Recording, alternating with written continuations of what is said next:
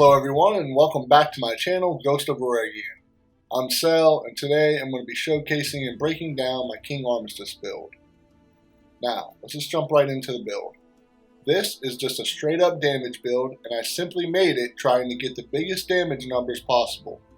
This build really shines in Dreamstones and you can kill any boss from level 50 to 70 in 20 seconds or less, which makes this a great build for farming volatile Dreamstones and orbs for upgrading your items.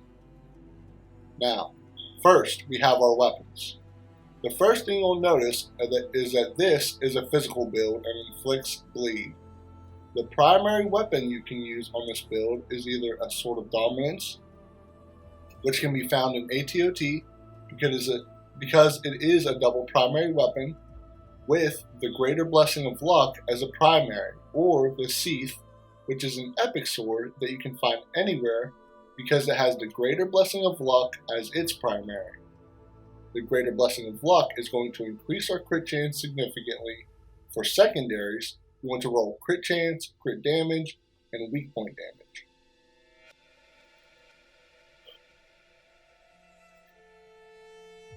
Next up, we have our secondary weapon. The best polearm in the game, the Trial Runner Javelin. I say it's the best because of its primary, which is whenever you hit a weak point, you gain a dueling charge that grants 30% weak point damage, and you can gain up to 8 charges, which really adds up to a ton of damage. The only downside is you lose that charge whenever you are hit. Now, this is a cursed weapon that can only be found in Lightbringer. When you first receive the item in Lightbringer, you will have to uncurse it by completing the tasks listed at the bottom of the weapon. There are 3 tasks. Unlocking those tasks every time will unlock a secondary, whenever you awaken the curse at the forge. Now, ideally for secondaries you want crit chance, crit damage, damage to bleeding enemies, weapon tech charge speed, or weak point damage. Next, we have the Mark of the Duelist, which is a rare amulet that can be found anywhere. You want crit chance and crit damage as secondaries. Its primary doesn't really matter in this build because this is a glass cannon build. Although the Mark of the Duelist with these secondaries can be recycled into another build that would utilize it better. We are just using this strictly for its secondaries. Next is our Mithristar, which is a double primary charm that can only be found when fighting Moirax, which is a boss that came with the Fire and Darkness DLC. The double primary combo you want is the Lion Talisman, which helps increase our weapon charge speed, and apply the Mark of Fragility whenever you inflict an ailment. This increases the damage the enemy takes. Secondaries that you would ideally want are crit chance and crit damage. You're going to want to double your crit chance. Next up are the rings. Our first ring is the Dusklord Signet, which exposes the enemy's weak points whenever we inflict an ailment. And the second primary, which is weapon techniques, inflict ailments. The secondaries you absolutely want are weapon tech charge speed, and then you want to double that. Other ideal secondaries would be rampage bonus damage, weak point damage, and weapon tech damage. Our second ring is again a cursed item. This one is a rare item and can only be found in Lightbringer. This will need uncursed and awakened at the forge, then upgraded to legendary. Secondaries you want are weapon tech charge speed, then you want to double that. Other ideal secondaries would be rampage bonus damage, weak point damage, or weapon tech damage. Now, for the banner, I am using a primal message banner. But note that you don't need a primal for this build to work. Its primary gives us more crit chance and more crit damage. For this banner, you want crit chance, crit damage, weak point damage, or weapon tech damage as your secondaries. And last but not least, we have our Lifestone. This is a primal high court soul gem, but again, you don't need a primal for this build to work. This is an epic Lifestone that can be found anywhere. Its primal version can only be found in ATOT. Secondaries you ideally want are crit chance, weak point damage, crit damage, or weapon tech damage. its primary just gives us a boost in weak point damage. Now, before we jump into more numbers in the augments, here's a few clips of what else this build can do and the damage it can put out.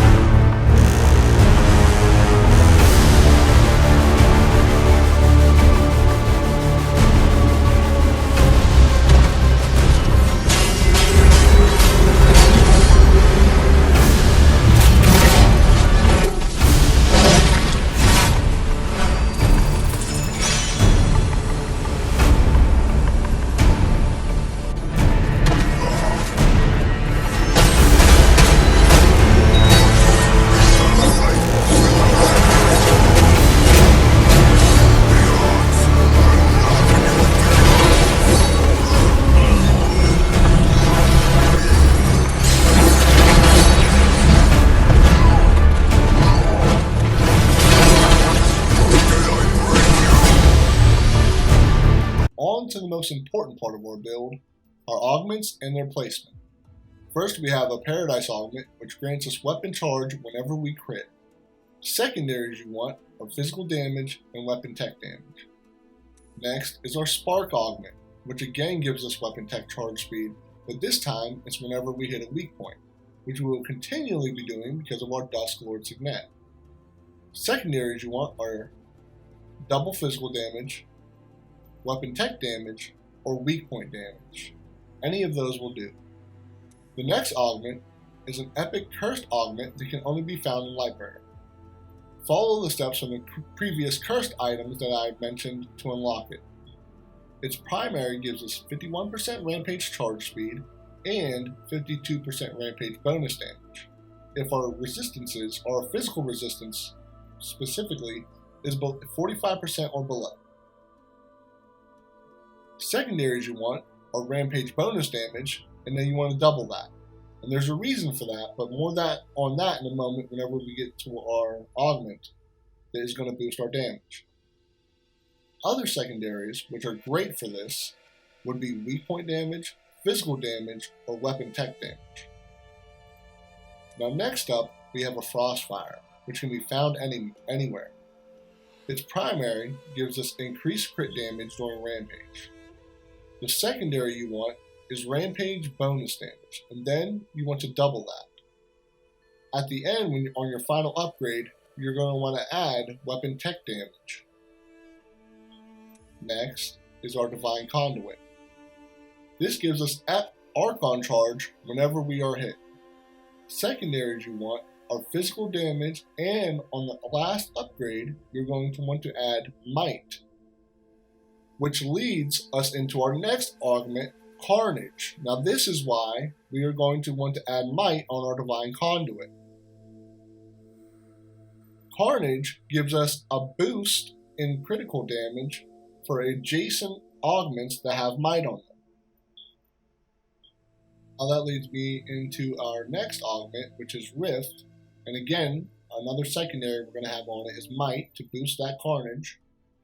But this Rift can be found anywhere and gives 30% more damage for every ailment that's on the enemy. We will inflict bleed with our Dusklord Signet, so we will always get this buff.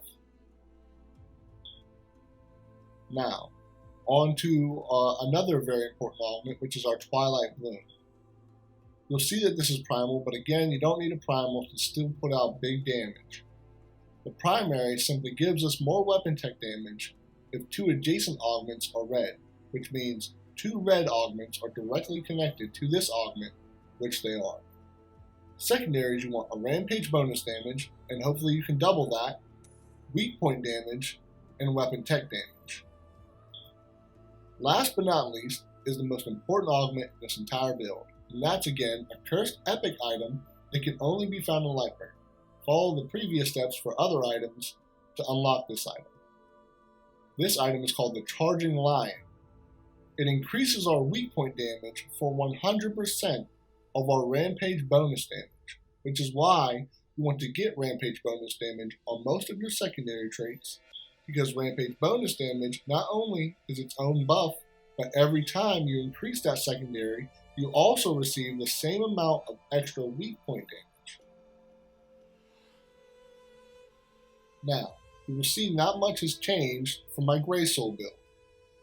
I'm fully spec'd into weapon techniques, soul shatter, vitality, crit chance, might, crit damage, resistances, spirit, rampage, ailments, recovery, weak points, polarity attacks, all stats, and then you will see I have a few strays here and there for like takedowns, finesse, and weapon tech. Now, that's all for my build.